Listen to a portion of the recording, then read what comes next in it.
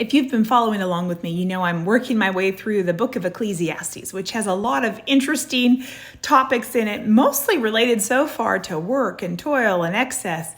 And randomly in chapter 5, we get this section for the first couple of verses that go in a different direction entirely. It talks about how to behave when we go into the house of God. And it talks about being quick to listen and not so much quick to speak.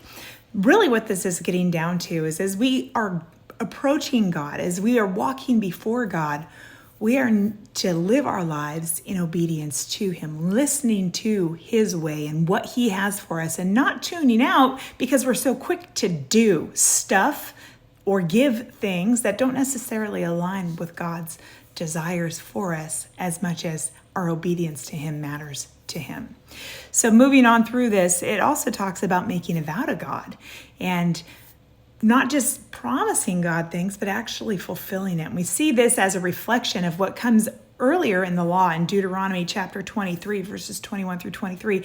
It talks about really what to do when you make a vow to God and how you must honor it. We need to be really clear that when we are promising things to God, we're not just flippantly saying things like, oh, if you do this, I will do these things. We need to be really careful and intentional with our relationship with God.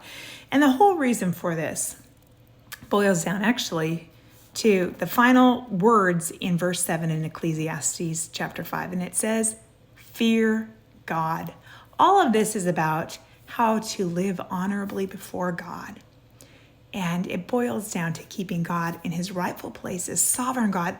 Even though He loves us, even though He wants what's best for us, we are still to hold Him in that right place in our lives. We cannot ever lose that perspective that God is God and worthy of our attention, our obedience. Something to contemplate today. Blessings on you.